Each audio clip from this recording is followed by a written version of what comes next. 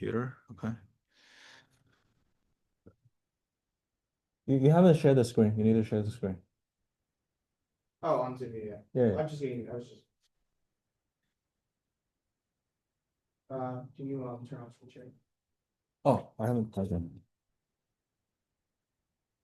Good now.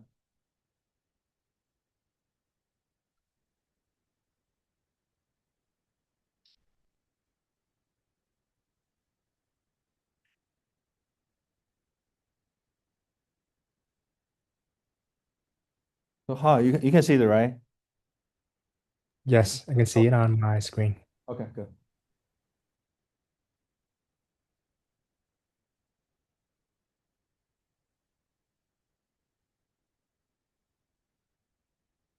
Okay.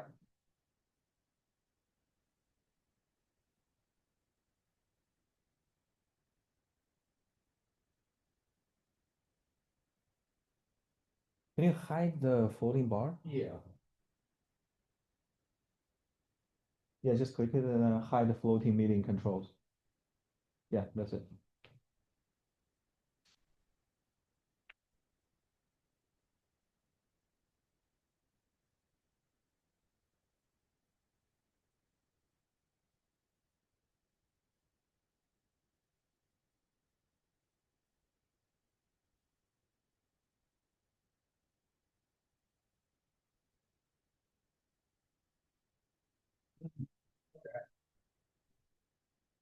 So, Wait, double check. How are you able to hear Daniel?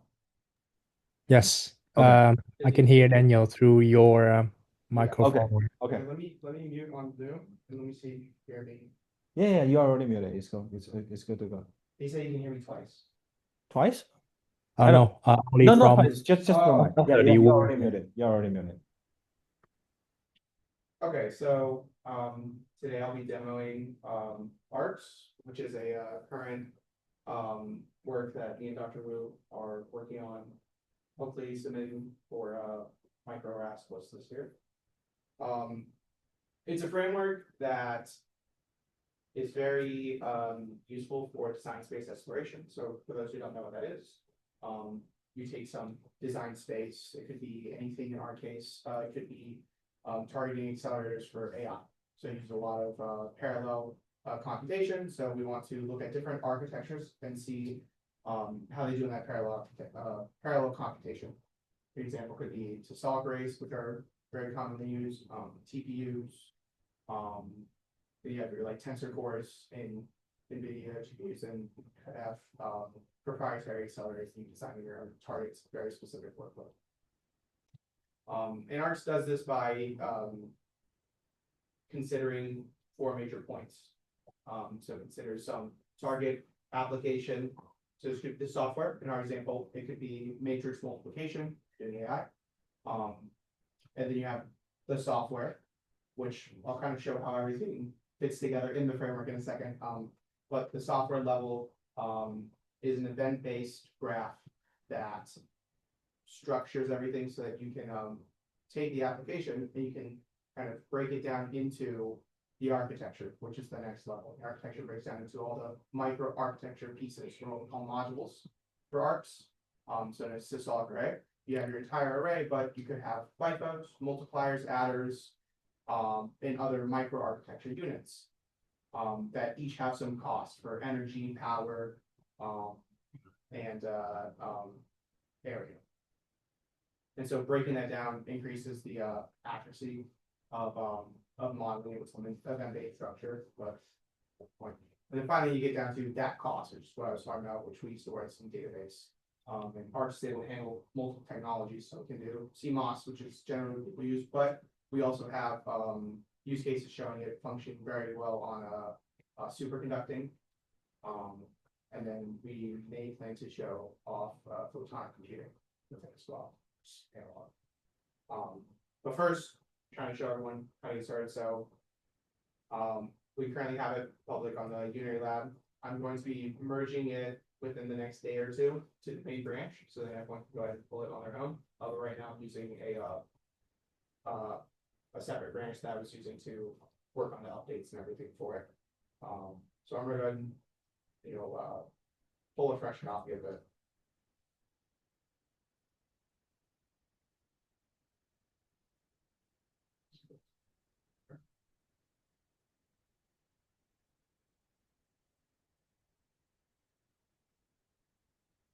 And Ian, as I go through the demo, feel free to think about how you've been using arcs and let me know what you think about the new functionality of it. Okay.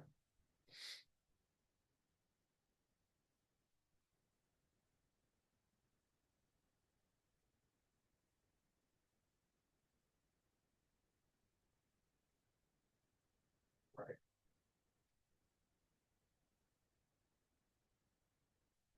So very good. We get to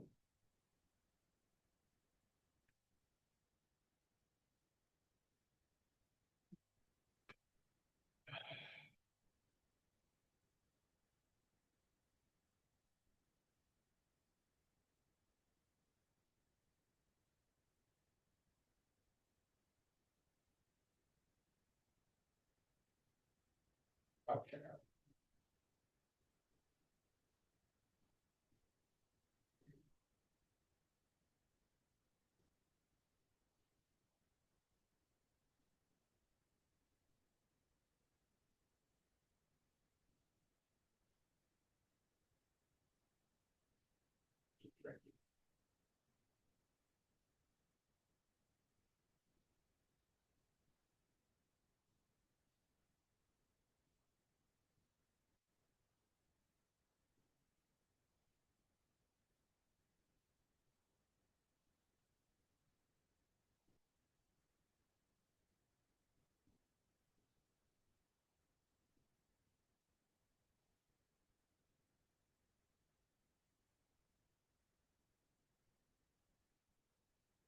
I thought branches, but it's not doing it. It didn't swap branches. The file store. Okay. That's weird. Okay, that's fine. I'll just go to the one I already had ready. Yeah, sure.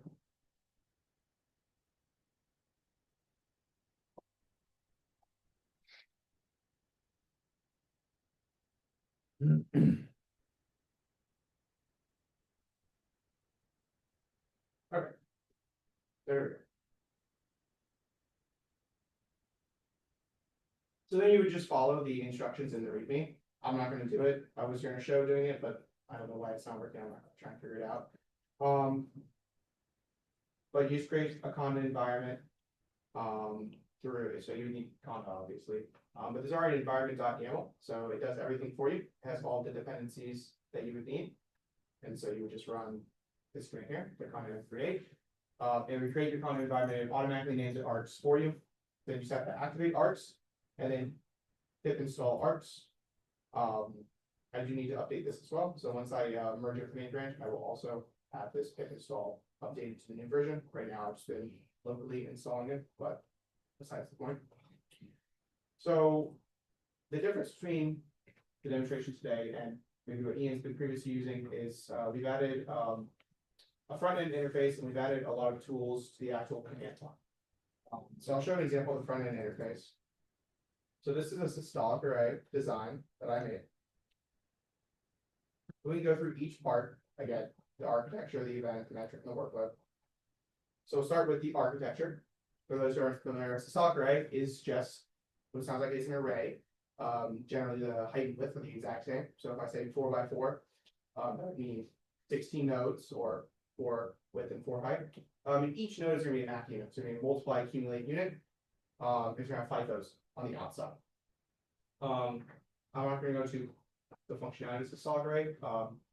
It does some data scheduling that allows it to compute a gem without having to, in an efficient way, the way it flows data. It actually does this weird like pipelining step in, but besides the point. So when we first created, we create a graph up here, we first call it, and then give it some initial path. And this path is just going to point to where it should save it at the description files. And then we first create our architecture. So our architecture is going to have some technology, some frequency.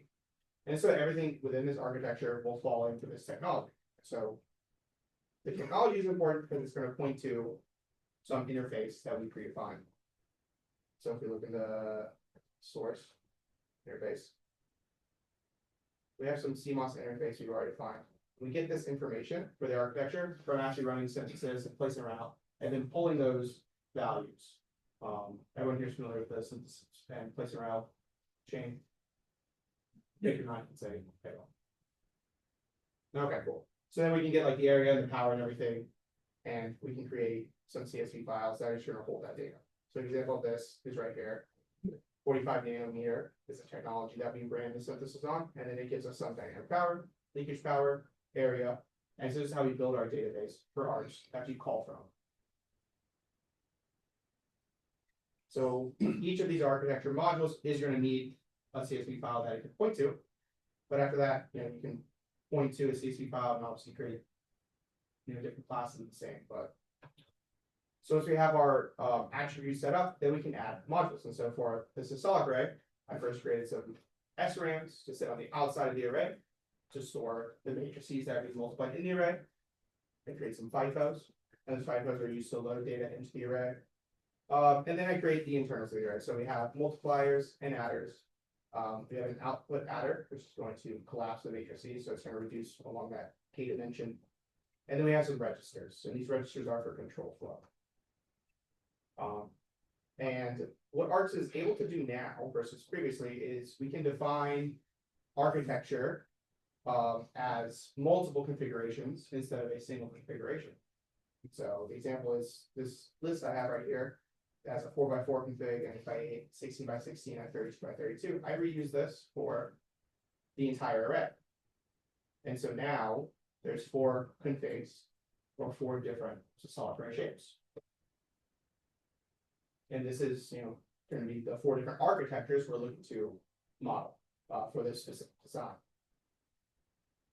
The event graph, this correlates to software, and so this is what's going to tie our workload, which we'll see at the bottom, to our architecture. And so if our input is some gem, I make the high level event a gem, and then I just need to make events on how it breaks down into the module. So the lowest level of this event structure should be the modules, or when it breaks down into the hardware. You can make it as complicated or as simple as you want. You can make a single flatted event that just does everything for you, or you can superstructure it. I prefer to structure it more because it makes it easier to read, it makes it easier to understand. Most of these events, you don't really need to look at. The most important ones are input array and wait array. We'll see the input array, circle all of our input. We have our input FIFO, ignore the wait FIFO, so the input, output adder, multiplier adder, and then we have a wait array. And so this is just something specific with writing it being a wait stationary solid array. It's not super important, but 2 separate events that then break down to all of our modules. The metrics are just what we care about as archx runs. So we have area, leakage power, cycle count, runtime. These are basically synonymous to what's defined in your CSV files, so that archx can give some code. And then finally, our workload for me, since we're just doing a gem, it's just a very simple gem. I have 1 parameter for it, matrix dimension. Since all the matrices are symmetrical, all the dims are going to be symmetrical as well. So I said 16, 32, 64, 128. And so the question is, if you have all these different configurations working together, how do you actually get the configurations you want, the output? Because if you don't, you're going to have some very naive, like Cartesian product of all the possible configurations of everything. And so we implemented some constraints that allow us to constrain the sweeping to what we want. And so right here, I have a constraint here, and all this constraint does is it aligns everything together. So for instance, our multiplier and adder both have 4x4, 8x8, 16x16, 32x32, but we only care when they're the same, right? You're not going to have a solid array that has an array of 4x4 adders and 8x8 multipliers. That just doesn't make sense. You only care when those align. And so in our constraint, this simple constraint does that. It just aligns everything based off of its list values at the same index. And it does the same for our workload parameter as well. Because I only want to do 1 test for each configuration. That's just what I want to do. You could remove this.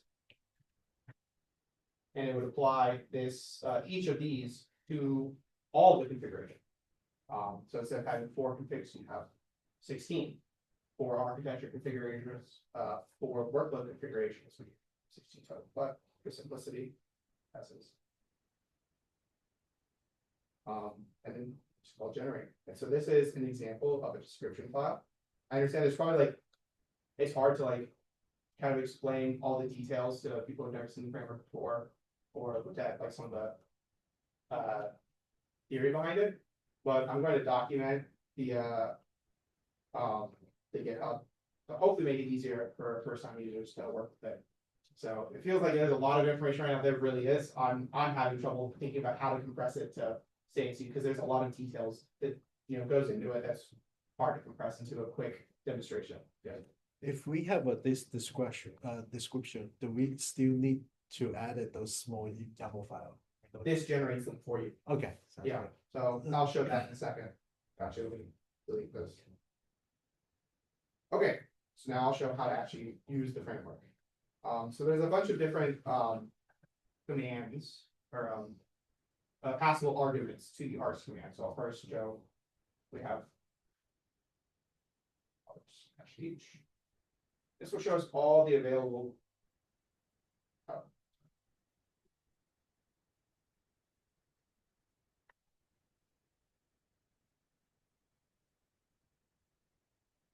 It shows all the available commands for archx. Dash X. Oh, yeah. Whoops.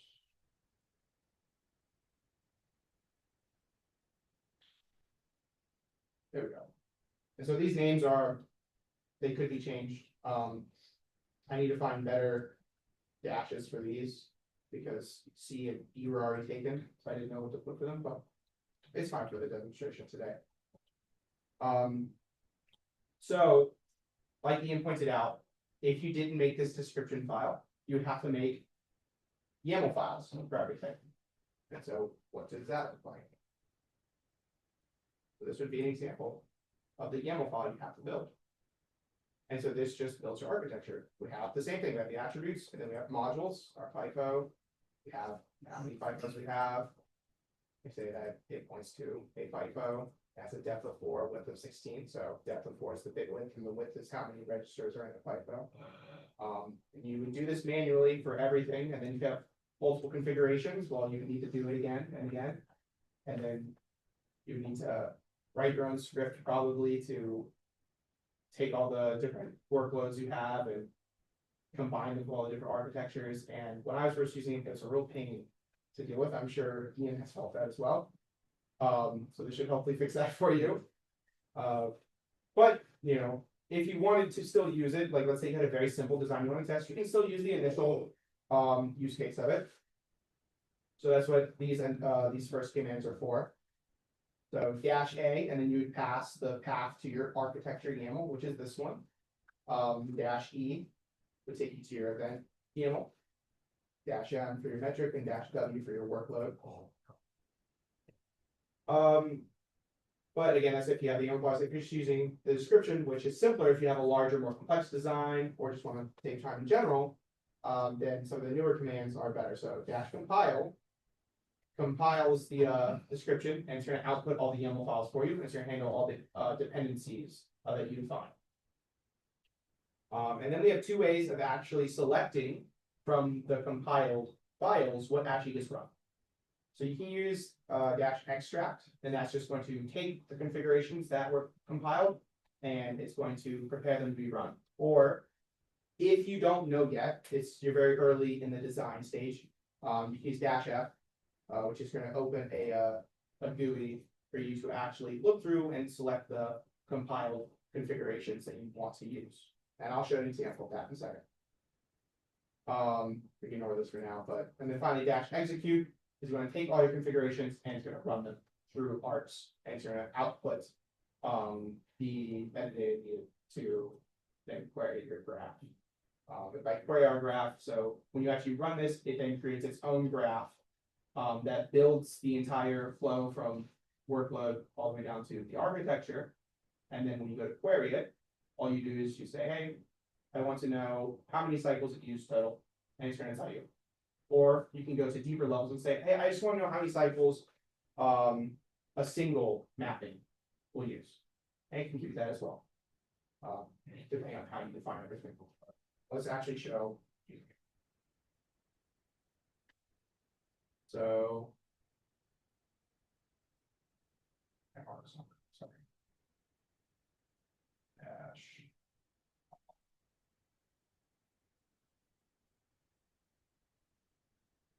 This is just the path to my description file.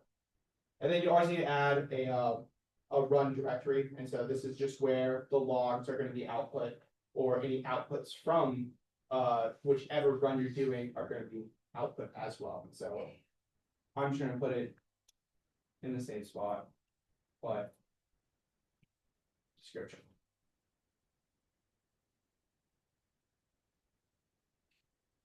And it launches, and it should. Just take 1 second. A little slow compared to. Oh, this is running on your own machine, right? Yes, because I can't show the GUI on the. Ah, I see, I see. Because I see. So yeah, Yeah, okay, it ran. That's why I'm wondering why why it looks slower than I was Yes, doing. it goes much faster when you use it, but you can't use the GUI because. Okay. Yeah. Yeah. And so it's output all of our descriptions here. And so similar to. You know.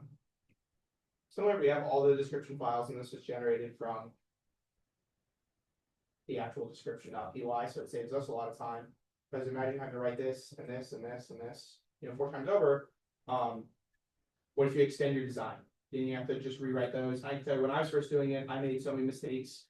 With the first iteration of Mugi, I remember specifically going through probably about 3 times within the first submission, and then before the second submission, of finding out areas where I made mistakes in the YAML files that caused actual data in our paper to be wrong. And so that was very frustrating. And so now if I wanted to increase or change the number of configurations, increase it, if I wanted a 128 by 128 solid array, I just add that to my array that I've already preset, and then it just generates it for me. So the next step is going to be actually selecting our run. So I'll show the GUI for this one. And so for this one, all we need to pass is the generated configurations. And it's going to save it into a CSV file for you.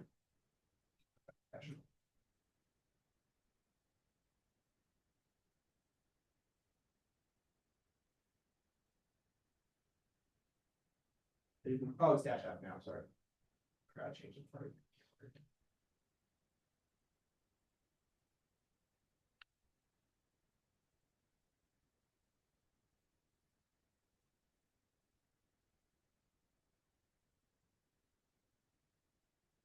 So when you're very early in the design stage, you may not know exactly what you need. You could just kind of naively select a bunch of configurations that you want to compare. And you don't really know which ones you want to select yet, or you don't know how they're going to be compiled into your YAML files. And so this GUI will help you, select them. So we can go through the different architecture configurations and the different workload configurations, and we can select stuff. You see, it actually shows the YAML file as a nested structure here. And it's basically exactly the same thing, but it just kind of pops it in a nice, neat way. And so we can go through, we can see our first configuration 0 has, let's find like the multiplier, that should be our 4x4, and it is. So our instance value 0 and 1 are 4 and 4, so we have a 4x4. Then we can show the same thing, so if we go to the first one. They're 8 by 8, so the next one 60 by 60, 32 by 32. So from this point, if we try and just like, hey, let's just confirm, we haven't actually selected anything, so it's gonna say, hey, you select anything? Pretty sure. No, I don't. So I don't know, maybe I want to do the 4x4, so we'll select the 4x4. 0. At this point, I haven't selected a workload, so it's gonna say, hey, pretty sure when I exit, there's no valid configuration right. say, okay, you're right. I select a workload. And if I select like the workload 3, the way I defined it, actually, the workloads match the architectures. So 0 should match to 0, 1 should match to 1, 2 should match to 2. So if I try and do this, it should also give me the same issue. Yes, there are no valid configurations. And so I could probably add more information to the error as, you know, the framework matures. But for now, just select 0 and 0. What's going? I'm sure it's, I think she locked it. Really? Yeah. Never mind, okay. Actually said, okay, hey, you have one valid configuration. Sure, want to continue. I'm sure I can select all of them. It doesn't show everything working, but now it should say I have 4 valid configurations. And so this is going to output a run file. And so this run file is the input to the actual archx framework to then generate your graphs that take the workload and break it down into your architecture. So everything up to this point is just generating everything to be used. And so now that we have this file, we can actually use it. And so this is really use archx dash basic. Oh.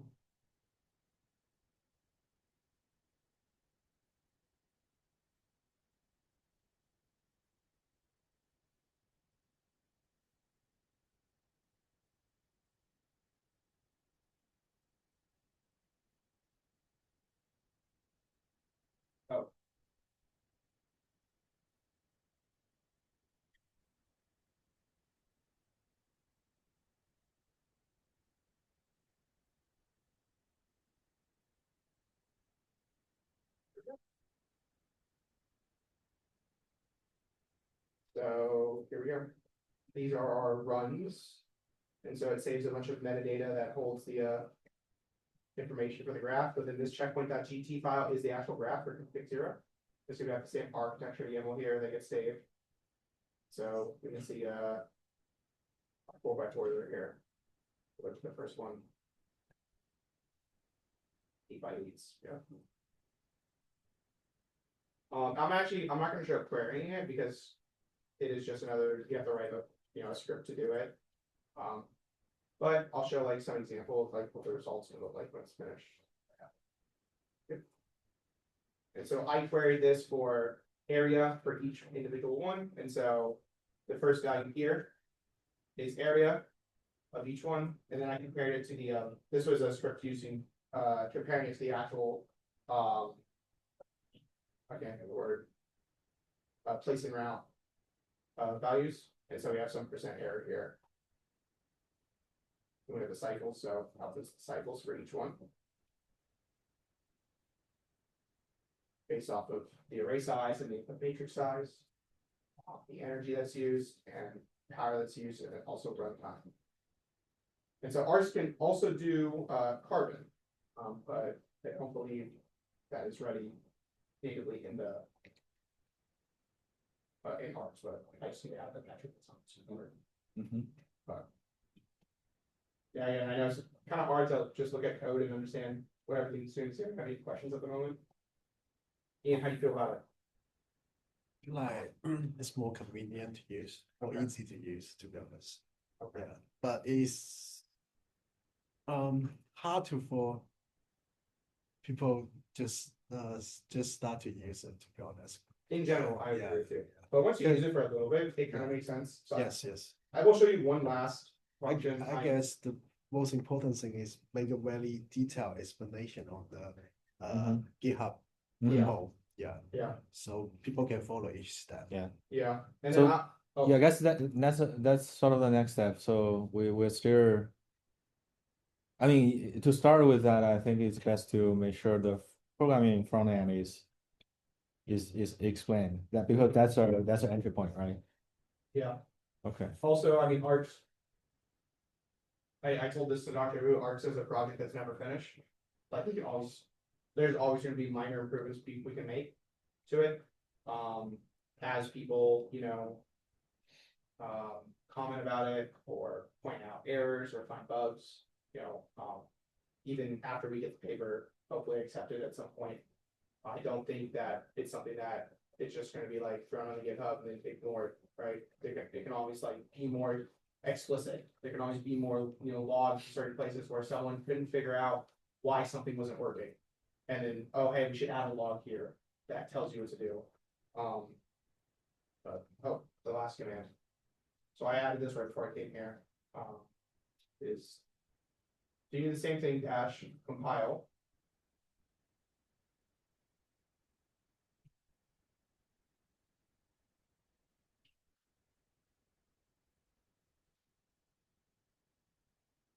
But then I added dash full. And so this should do the whole compilation process, and then it should run the script as well. So I saw in the help is saying it's doing this everything automatically from scratch, right? Yes. Okay. So basically this is the one line command you need to use at the end. Once you get the what's it called? The description down, which is programming down, then it's just that dash full. Okay. You don't need to do anything else. So it automatically down everything. But of course, you need to make sure your programming interface, your description is correct. And so there is another thing you can do. So onto this dash full. This is the only time you can combine any of the previous commands I showed. But you can do dash filter. As long as you're using dash full, you can use dash filter. And it should pause and open the GUI.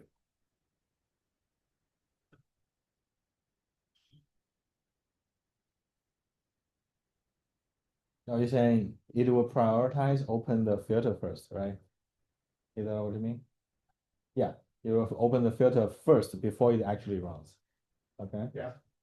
Then what happens if let's say if now you choose whatever configuration here? It will only run the selected configuration? Yep. So it should only do one run. Okay.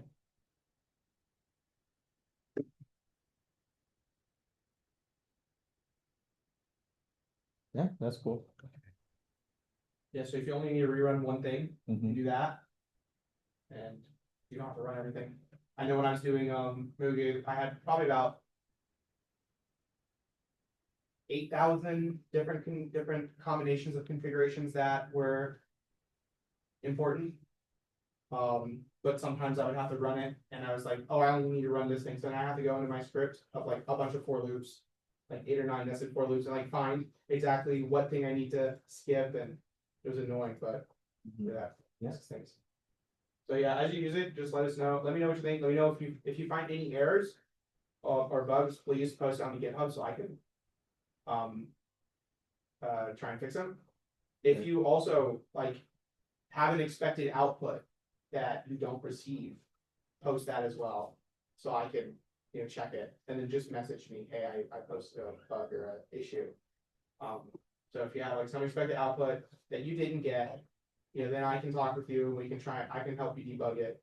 And if that doesn't debug, or I find out that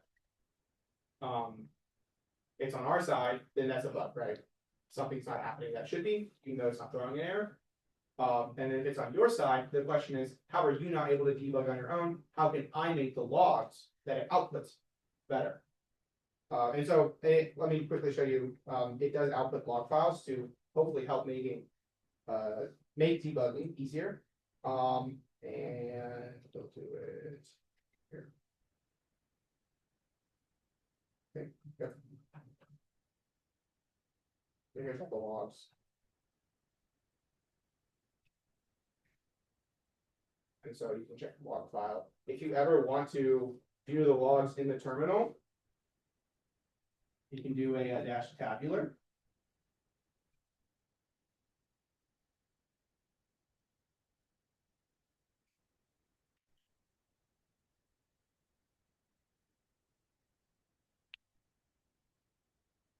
It should go to the terminal.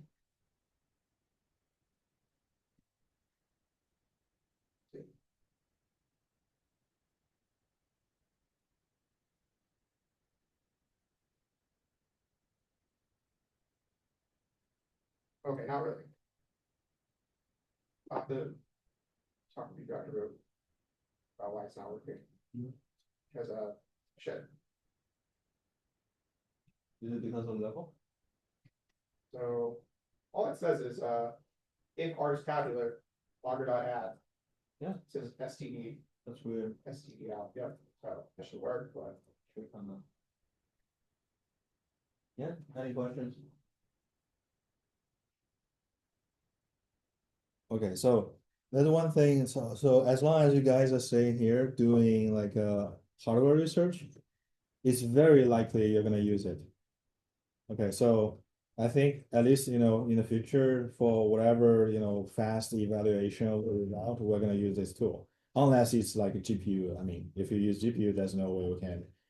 I mean, still there are ways to port it to this one, but it might take some time to write all this kind of the graph structure needed. That basically that's the description, right? And also the performance model. I think here something hasn't been exposed is the performance model. These are more of a saying how you think the software should work. do you want me to show an example of one? I mean, yeah, you can show a simple one.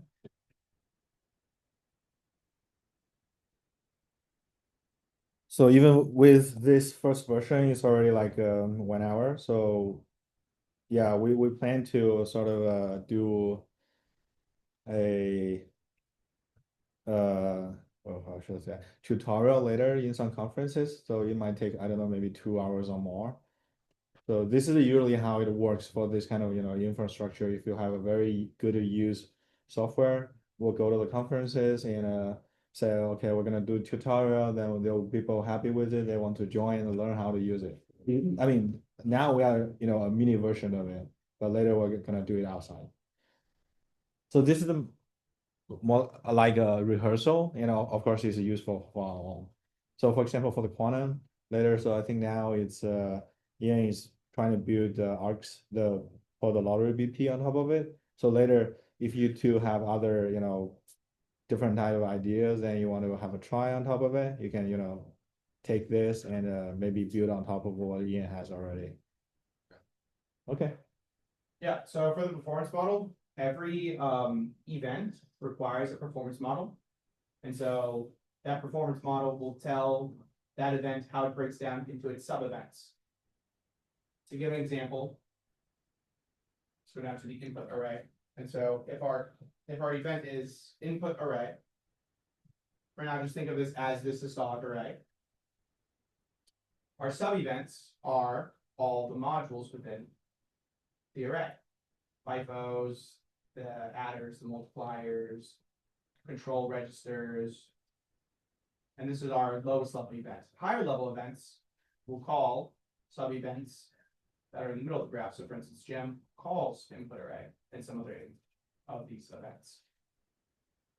All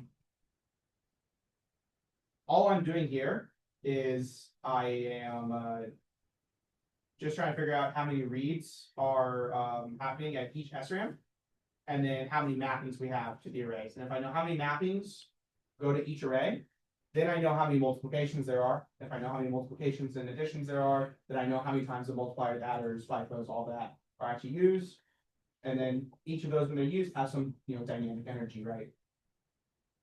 So the first thing I do is I grab some of the data from our descriptions. So for instance, I need to know the bank size of the ISRAM, because this is going to tell me the total the number of banks I have in my SRAM. I was going to explain the always here, and then I need the width of the ISRAM, which is the width of each bank, the bit width. And so if you have your total number of banks, total number of widths, then you have your total read width for the ISRAM. And then so if we have a determinate input, so we have our matrices that have their reading with some bit width, we just divide that by the ISRAM output width, and that'll tell us how many total reads we have. This also compares it to the array size, because if the array size is smaller than the ISRAM width, then you wouldn't read the full ISRAM width, but that's extra details. For our mappings, it's just the dimensions divided by the array dimensions, right? So we have our n dimension. In our case, let's assume we have a 16 by 16 matrix and a 4 by 4 systolic array. And so this will tell us how many mappings, so 16 divided by 4 times 16 divided by 4 times 16, because n is going to be our temporal dimension. It doesn't get mapped to the array. It's used to iterate. The same for the weight mappings. And then I take all this I've calculated, I create some dictionaries where I set the count. So this is very specific to arcs. Count refers to the event count of some event. And then I pass that to the performed sub-event. And so input reads now has its count as a dictionary. And then arcs internally handles this. And so now, let's say ISRAM reads, let's say we read 4 times from the ISRAM. This ISRAM is going to then point to ISRAM reads 4 times. ISRAM reads now only needs to be a performance model for a single read. So a single read, has some cycle and runtime, but in our case, since the frequency is the same as our array, cycle count is 1. We're going to assume 1 read just takes 1 cycle. And then we can just call this 4 times, and it'll tell us how many total cycles it takes to read from the ISRAM. If we go back to like our input mappings, same thing. Let's just assume, well, if we really want to do math, it's 4 times 4 times 16. So that's 16 times 16, which is some large number. I don't know. 192. Probably wrong. We go to our input array. We do the same thing here. So I'm going to grab all the data from our architecture. And this is me just trying to figure out the dimensions of everything in a neat way. Theoretically, since they all should be the same width, I could just pull it once. But this is like a neat way of doing it such that if any of these get changed for any reason, it won't throw any errors or issues. We see I'm pulling instance from all these. So instance is the count that you have of these. For instance, our multiplier is going to be a 4x4 instance. And so if this is a single array mapping, I make a performance model for a single array mapping, then our count for each of these is their instance count. Every time I call the systolic array, I'm going to be using 4x4 multipliers. It's going to map to the entire array. This kind of like nested event-based performance model design actually makes the performance model design phase easier, because now I don't need to think about when I'm writing this, okay, my matrix size is this big, and